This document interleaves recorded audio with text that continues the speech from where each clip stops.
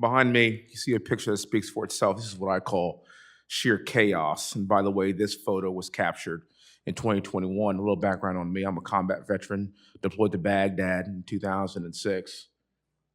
That's about what it looked like when I was there in a combat zone. This is what happens when you refuse to control our border and our sovereign nation. We're overrun by cartels trafficking in migrants, drugs, and crime.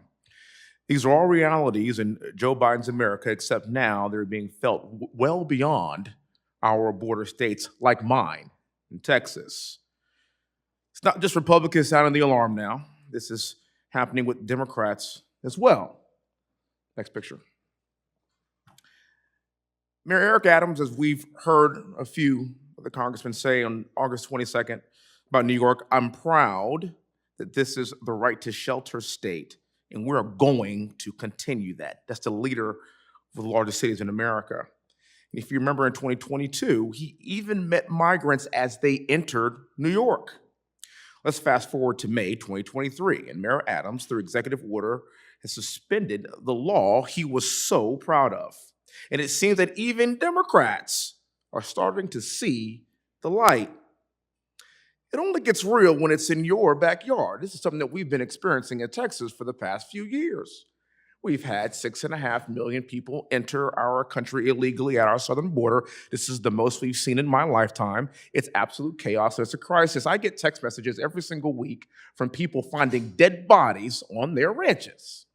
And yet we sit by here and do nothing with this current administration. Never in my life have I had a problem that I did not see an ending to, and I don't see an ending to this. This issue will destroy New York. Those are his words.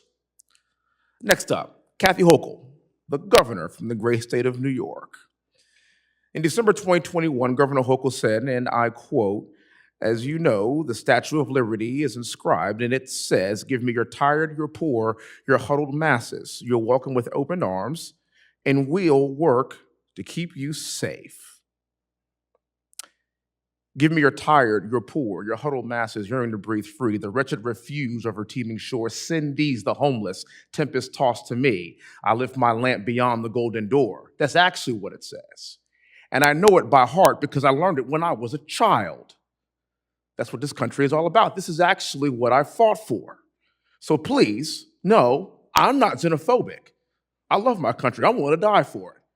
My parents took me to the Statue of Liberty and made me memorize that. This is not that. This is a disgrace.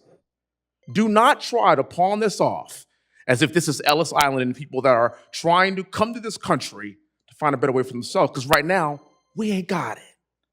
Don't do that to me. Don't insult my intelligence, and don't insult the intelligence of the American people. Now that we have these people coming here in mass, it's go somewhere else. Can't sit here, seats taken. All of a sudden, the governor turns into Forrest Gump. And in Biden's America, from it seems like to me, for him, life is like a box of chocolates. You never know what you're going to get. And that's the way he's governing our country right now. We don't even know what we're going to get. But now the governor is saying, if you're thinking of coming to New York, we are truly out of space. And you're going to leave your country, so go somewhere else.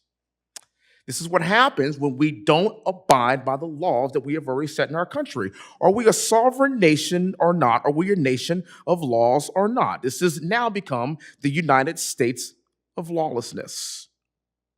Ma'am, you talked about, Ms. Williams, I saw your testimony earlier on TV, ma'am. You said you don't want this to be political. I hate to break it to you. Unfortunately, it is.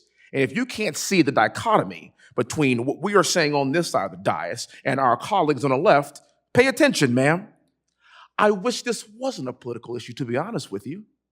I wish we can all agree that having 6.5 million people enter our country illegally is not a sustainable model. We cannot afford it. We bring in $5 trillion a year from the American taxpayer, the hardworking American taxpayer, and we're spending $7 trillion and then bringing in 6 million people that we can't afford. Enough is enough.